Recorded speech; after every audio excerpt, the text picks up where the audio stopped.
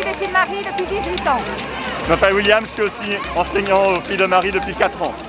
Parce qu'on en a marre du mépris, autant dans les médias que dans la politique. On aimerait bien que notre beau métier soit valorisé et soit compris à sa juste valeur. Oui, on aimerait plus de moyens pour l'enseignement, avoir des collègues supplémentaires, des classes plus petites pour justement favoriser l'enseignement pour les élèves aussi.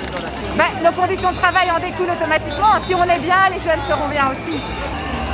Alors on espère une communication du gouvernement avec des avancées concrètes, des engagements concrets, peut-être un calendrier de mesures, des revalorisations pour les jeunes enseignants aussi et de l'encadrement supplémentaire. Des actes plus que des paroles. Oui, alors je m'appelle Aphrodite Marvelaki, je suis enseignante au supérieur.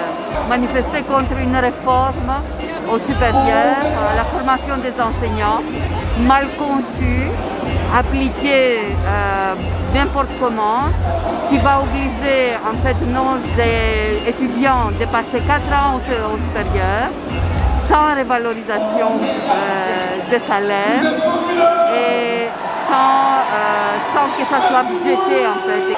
Il n'y a pas d'argent pour soutenir cette réforme. Alors la pression au travail devient extrême, les classes deviennent énormes en fait, et c'est la qualité justement de la formation qui tombe, alors que évidemment ce qu'on voulait avec la réforme, c'était un saut qualitatif de la formation des enseignants. On veut un syndicalisme de lutte dans les écoles surtout, en fait, des représentants qui nous représentent vraiment. Une école où la participation de tout le monde, en fait, enseignants, élèves, parents, est acquis. Alors, on est un petit peu loin de ça, de tout ça, en fait. Et c'est pour ça qu'on est ici, dans les rues aujourd'hui. Et j'espère qu'on va continuer. En tout cas, je pense que le mouvement doit continuer jusqu'à qu'on gagne cette lutte. Ce n'est pas la détermination qui manque. Oui, donc je suis Xavier Toussaint, je suis président de la CSC Enseignement. Alors aujourd'hui, on est là pour dire notre ras-le-bol, le ras-le-bol au gouvernement pour 2 raisons. D'abord, pour une raison structurelle, la question de la pénurie qui n'est toujours pas réglée, il n'y a pas assez de moyens pour l'enseignement. On n'a pas assez de moyens pour remplir nos fonctions. Les profs sont en burn-out, les profs quittent la profession. Et puis on a un deuxième problème qui s'est rajouté à ce problème structurel, c'est le problème de la pandémie.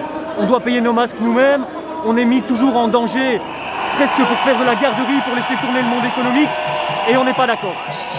Je trouve que c'est une très très belle réussite aujourd'hui, en plus le temps n'est pas avec nous, mais les gens sont là, on a envie de combattre.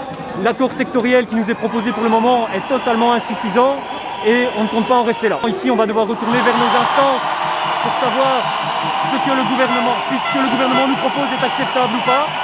Et évidemment, en fonction de ça, on préparera une deuxième mi-temps. Aujourd'hui, on n'est pas dans une action uniquement sectorielle, mais on doit penser à l'ensemble des services collectifs, à l'ensemble des services publics. L'enseignement a besoin de moyens, mais aussi l'hôpital, les chemins de fer et ainsi de suite, pour avoir une solidarité entre les secteurs et une société vraiment démocratique. Alors nous avons aussi nos collègues de l'autre Ouest qui sont là. Moi je m'appelle Valentin, je suis un étudiant de Réto à l'Athénée Royal Jean Absil et je suis membre du syndicat étudiant qu'on a fondé cette année et on est là pour soutenir les profs, être solidaire avec eux. Moi c'est Antoine du coup et ouais pareil je suis aussi membre de CASA. Moi c'est Jeanne, pareil je suis en Réto, aussi membre de CASA et on avait envie d'être là parce que l'enseignement nous concerne aussi et voilà on avait envie de montrer que c'était important. Moi c'est Tracy, je suis aussi en Réto, membre de CASA et on est là pour soutenir nos professeurs parce que c'est un combat qui nous concerne un peu tous, on est tous liés là-dedans. En tant que CASA, en tout cas, on pense que c'est important d'être là parce qu'en tant qu'élève, on souffre aussi du manque de moyens. Du coup, on avait envie de montrer que les élèves aussi sont concernés par cette problématique et qu'on soutient tous les membres qui sont touchés par ce manque de financement. On remarque tous les jours le manque de financement dans les bâtiments qui commencent vraiment à être mal en point, dans le manque de personnel. Avec la crise Covid, il n'y a aucun moyen qui est mis en place pour gérer la crise de manière rationnelle. On est forcé de retourner en cours alors qu'il y a la moitié des professeurs qui ne sont pas là. Enfin voilà, c'est bancal quoi. On le voit tous les jours. Ça fait plusieurs années que ça dure en plus. On est presque 30 par classe. Ça commence à être vraiment rude quoi. Dans les couloirs, on se bouscule. On a créé cette année au sein de notre école un syndicat étudiant.